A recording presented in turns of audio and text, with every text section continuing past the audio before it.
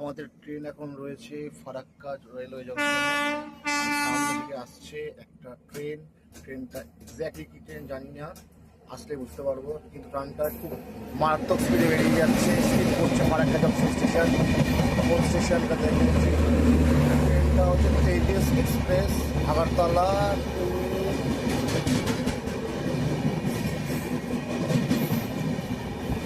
মারাত্মক স্পিডে বেরিয়ে যাচ্ছে।